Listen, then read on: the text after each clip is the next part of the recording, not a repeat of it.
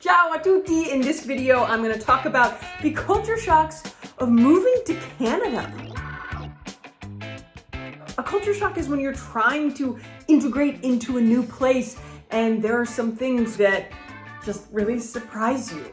Okay, and a little background here. Se non mi conoscete, ciao, sono Katie, sono americana, ma negli ultimi 5 anni ho vissuto a Londra, Inghilterra, in Italia, ovviamente, e ormai vivo in Canada, a Toronto. E ancora dico Toronto come un'italiana, ma okay, to be like super Torontonian, I would say Toronto, non Toronto, no, Toronto.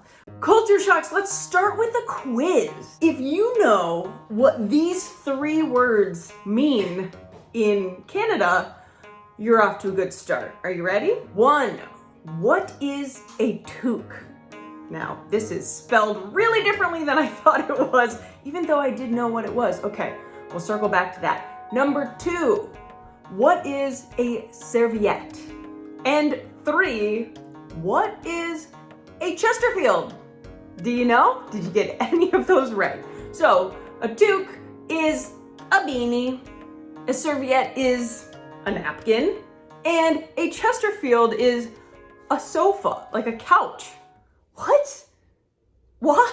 Some of these words, it's really clear the French influence here in Canada. I mean, official languages in Canada include both English and French. So, serviette, like that, that's French, right? It kind of makes sense. Okay, with that quiz, I hope I either gave you some confidence to like go into the rest of this video like I know a thing or two about Canada, or you're like, I know nothing about Canada. I do feel like as Americans, we kind of assume, it's like, oh, Canada's our cousin.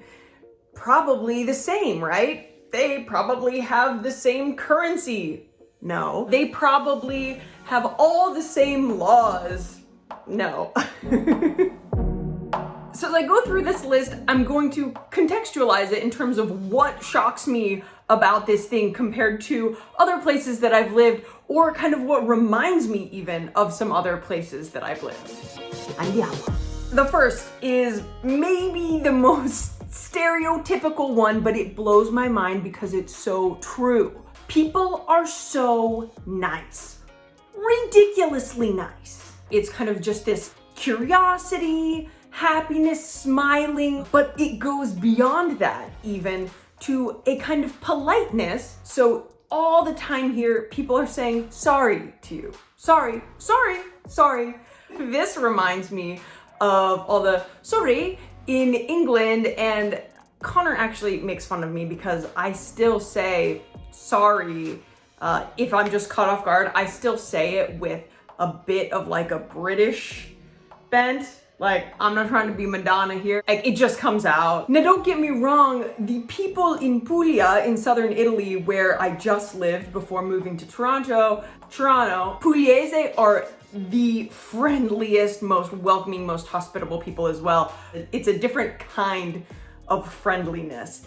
How to explain it? Pugliese are unabashedly warm and welcoming without the politeness, I would say.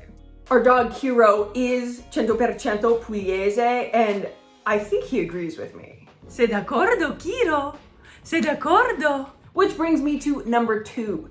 There are no stray animals. Like, I haven't seen a single stray cat, which I saw multiple of every single day living in southern Italy. And that leads me actually to kind of another point, which is just the overall cleanliness. It is very clean in Canada. Number 3, international cuisine. So this might be a little bit specific to Toronto, but the food scene here is out of this world. But I do think Canada, you know, it's a country with a lot of immigrants, and that's reflected in the cuisine, and it's awesome. Italy didn't have that. Italians love Italian food so much. They're so proud of it that they don't necessarily embrace other cuisines. On the other hand, here, I have eaten so well. I'm talking Korean food, Korean fried chicken, bibimbap, tteokbokki. I've had great Thai food, Indian food, roti, and of course, not international here, the Canadian favorite, poutine. And I actually did an entire Quirky Club live chat based on poutine. And I'll take this opportunity to shout out to the Quirky Club, my incredible Patreon community. Ciao a tutti, they are amazing. They're the reason I keep doing these videos. They make it so I can pay my rent. If you like these videos, please consider joining. I'm leaving a link in the description box below. You get all kinds of fun perks. Go check it out. Number 4, the weather. So we moved here at the beginning of March. It is now mid-April. How does it not feel like spring yet? In southern Italy, this time last year, I was outside exercising in the park, like not many clothes on, the sun was shining. Here, the sun shines some days. I still have to wear my toque. I mean, it snowed like a week ago, so. And I have heard stories about the Canadian winter, which I have not yet lived through. Not particularly looking forward to it.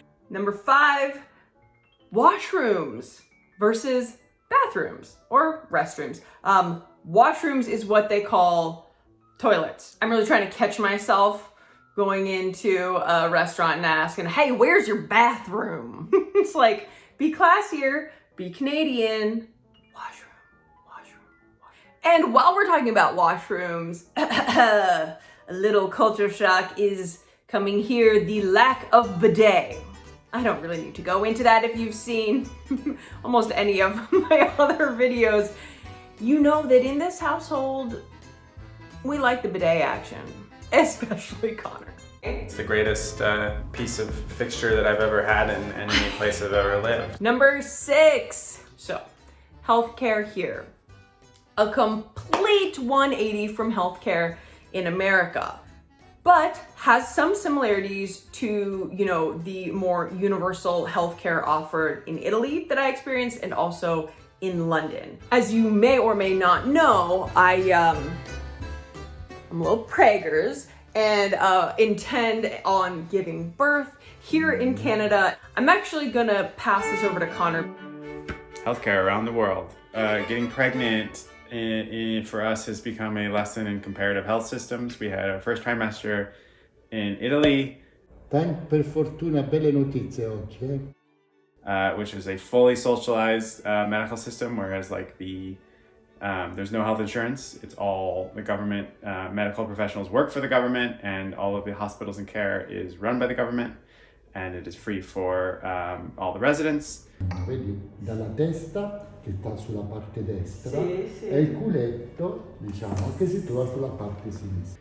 Then we went back to the United States, where everything is privatized for the most part, and you buy private health insurance to cover your coverage, which is then administered by private medical professionals. Yep, there we go. It's a girl. It's a girl. And then third trimester, we're now in Canada, which has social insurance. So the healthcare system is administered by the government, but all the professionals, the medical professionals, the doctors, etc., are privately employed. But everyone has the same social health insurance. In the UK, it was like Italy, where it was like fully socialized, the NHS. Love the NHS. There was obviously private options as well. Thanks, Professor Connor. You're welcome. Number 7, television.